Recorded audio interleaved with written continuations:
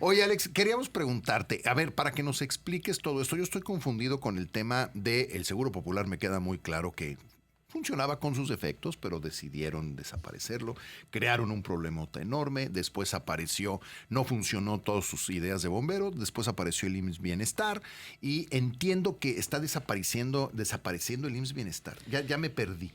Para contestar esto, habría que ver que nunca nos dijeron la verdad respecto del IMSS Bienestar. Ajá. Y lo que acaba de desaparecer es el programa IMSS Bienestar, muy distinto al IMSS Bienestar. Madre, ok. Exactamente. Vamos a regresarnos a 1977, cuando por orden presidencial se crea la Unidad de Coordinación General del Plan Nacional de Zonas Deprimidas y Grupos Marginados, mejor conocido como COPLAMAR. Ok. Este COPLAMAR lo que hacía era investigar en zonas marginadas y deprimidas las necesidades y no solo darles salud, no solo darles curación, sino una atención de salud pública, de educación, alimentación, pero no solo eso, también enseñanza, enseñarles a criar tal vez gallinas, tal vez baños, letrinas, etcétera, ¿no? Lo que todo tuviera que ver con salud pública. En el 79, también por orden presidencial, se le dice al IMSS, tú lo vas a llevar, tú lo vas a administrar, y se crea IMSS Coplamar. Así es como empieza, IMSS Coplamar.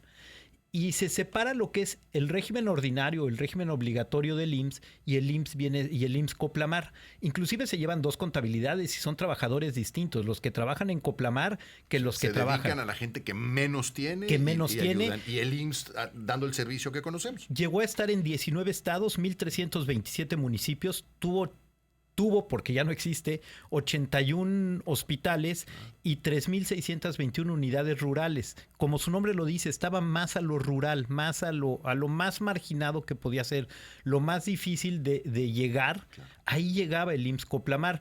Durante el tiempo, cada presidente le fue cambiando, ¿no? Entonces, fue solidaridad, oportunidades, prospera y llegamos a bienestar. Sí.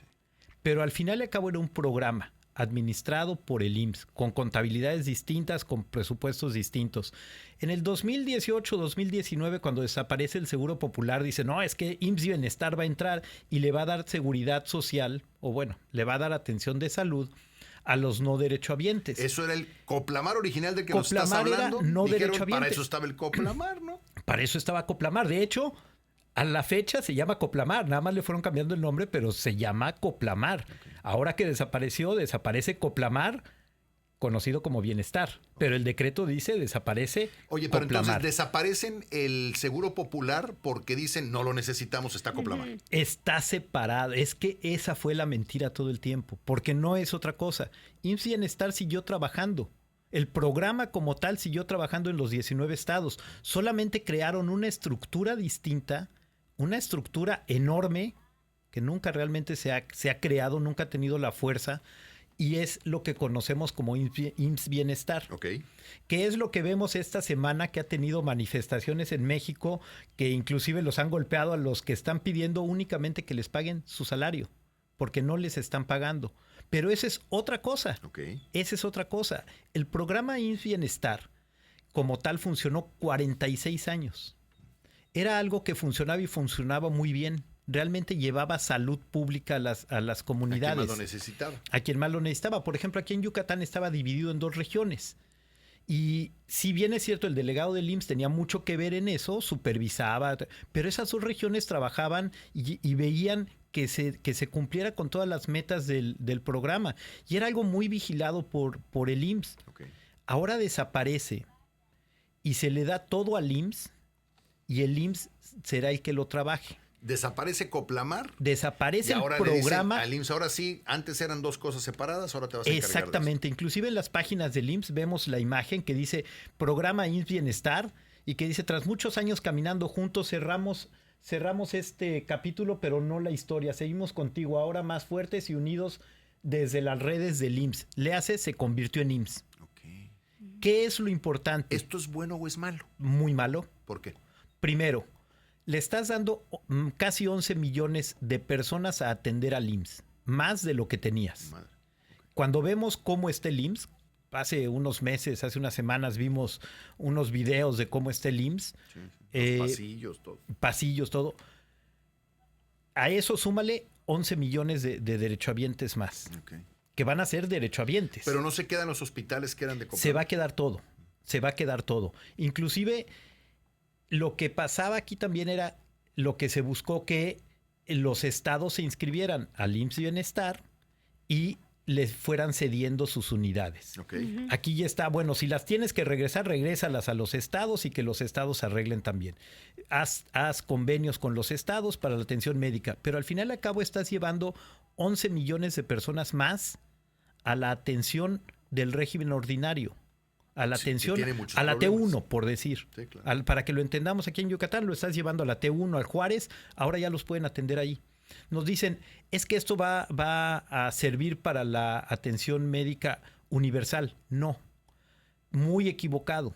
La atención médica universal lo que era que no te quedaras sin la atención médica, Exacto. pero tú entrabas por la puerta que tenías que entrar, ya sea oportunidades, bienestar o como le queramos llamar con todos los nombres que cambió, ya sea el régimen ordinario, ya sea el ISSSTE, ya sea la Secretaría de Salud.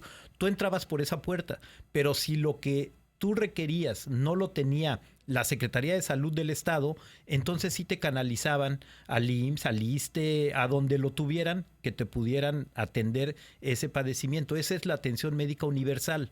No mezclar y juntar todo en un solo lugar, porque eso no va a funcionar.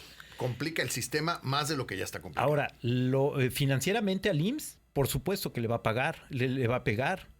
El IMSS ya ha tenido que utilizar sus reservas financieras. No se va el Cada uno presupuesto. de estos que nos estás mencionando tiene presupuesto, se va a hacer una vaquita común, o sea, ¿cómo va a funcionar eso? Sí, se supone que tiene un presupuesto el IMSS Bienestar y se hacen un intercambio de yo atendí 5 pacientes, págame los 5 pacientes, pero eso nunca ha funcionado realmente como debe de ser.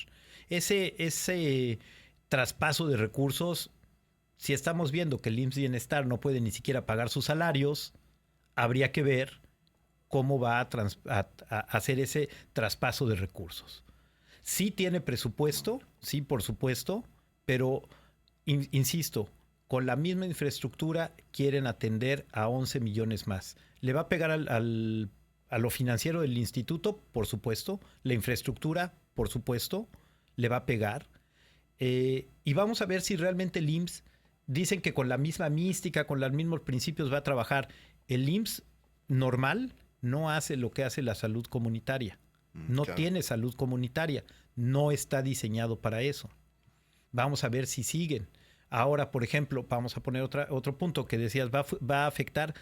Se supone que el órgano público descentralizado, que es IMSS Bienestar, no el programa, va a ser el que pague salarios, pensiones de la gente que se integra al IMSS. ¿Realmente lo va a hacer? Porque si no lo hace, quien va a tener que responder va a ser el IMSS. Porque al final y al cabo ya son trabajadores del IMSS. Siempre había estado separado. Inclusive el contrato colectivo estaba separado. Lo que eran los del programa. Sí, claro, era y otra lo que cosa. eran cuestiones distintas. Ahorita lo están convirtiendo en lo mismo. En exactamente lo mismo. Entonces probablemente se les complique la vida y se les acabe el dinero. Lo más triste es que es un programa que había funcionado 46 años, que había trascendido hasta la administración pasada, o sea, que había trascendido al PRI, al PAN, al PRD, bueno, al PRD no, al PRI, al PAN, a Morena, en esta administración desaparezca. Sí. Creo que es lo más triste. Ahorita ¿y cuál es la justificación? La universalización, no duplicar. Cuando no se duplicaban las funciones en realidad. Sí, claro. No había una duplicidad de funciones. Insisto, la salud comunitaria, el IMSS no la ejerce. El IMSS ejerce, es otra cosa totalmente lo que hace. Es una entidad de salud pública, de salud, de seguridad social, no de salud comunitaria. Sí.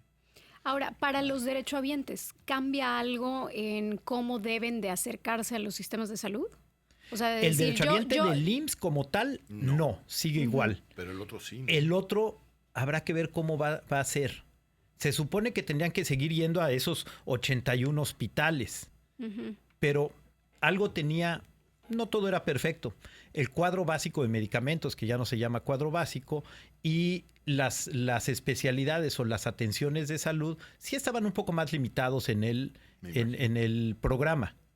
Ahorita no, ya les dieron acceso a todo. Ya sería acceso total a los 3 niveles de salud, a los 3 Eso niveles. es bueno, ¿no? Es muy bueno.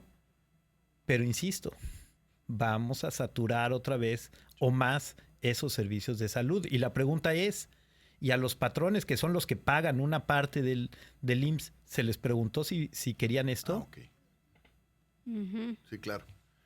Está interesante. Es muy interesante, es muy triste que haya desaparecido. Es algo muy triste y fue una noticia que pasó el 1 de julio y que casi nadie entendimos. Como que no la entendimos qué pelamos, había sí. pasado. Porque entendemos que desapareció el Coneval. Sí, eso sí lo entendemos. Lo entendemos bien. perfectamente, pero la desaparición de este programa nadie la vimos. 40 años Nadie la después. entendimos. 46 años después desaparece un programa que funcionó en las comunidades. Es un poco como, y si da tiempo lo platicamos, el surtimiento de medicamentos. Que ahorita nos dicen, ya tenemos camionetas para surtir medicamentos y salen las camionetitas del bienestar y lo platicaban hace tiempo y decían, es que ya tenemos el 96% de los medicamentos. Sí, eso dijo Clark. Bueno, eso es una pena tener 96% de medicamentos porque normalmente uno no va por 96% de medicamentos al hospital, uno va por el 100% de lo que me recetaron, no vas por el 100%. Pero lo más interesante es que ellos partieron de la base de que digamos... Eran oncológicos, no eran en todos, ¿eh? No eran Los todos, no, habría que ver cuáles son las claves que tenemos realmente Sí. surtidas. Pero, por ejemplo, aquí hay que ver, la idea fue compramos medicamentos muy caros. Y entonces pongamos un ejemplo hipotético totalmente. Una caja de ibuprofeno que la podemos comprar tal vez en una farmacia en 50 pesos. Sí es cierto, tal vez la compraba el gobierno en 100. Pero esos 100 pesos lo que amparaba era, primero, los gastos administrativos de participar en esa licitación. Segundo, las garantías de cumplimiento de esos contratos. Si yo no llegaba el día que tenía que entregarlo, ya me hacía acreedor a una sanción. Inclusive tenía que entregar los medicamentos, pero me hacía acreedor a una sanción. El llevarlo, el entregarlos en donde a mí me dijeran. Hay ya lugares sea que tienen que estar fríos, ¿no? el transporte en frío, la red frío. Entonces a mí sí me decían que yo voy a surtir esos medicamentos y los tengo que poner en el desierto o los tengo que poner en la selva, yo los ponía ahí. Y claro que eso eleva el costo. Ahora habría que ver cuánto está costando al gobierno el tener esas camionetas, pero sobre todo, si esos medicamentos se pierden, quiero pensar que van asegurados. Pero esos costos habría que subirle a lo que se supone que ahorraron. Sí, claro. No, bueno. Alex, como siempre, muchas gracias. Gracias, Gastón, Viridiana. Le puede escribir a Alejandro Castro, lo único que tiene que hacer es mandarle un email a alejandro.castroc@outlook.com. Gracias. Comunicarse por correo electrónico es de gente pipiris nice. Es de gente pipiris nice, Sí. entonces No te Alejandro la es regues. pipiris nice. También no te lo voy a negar.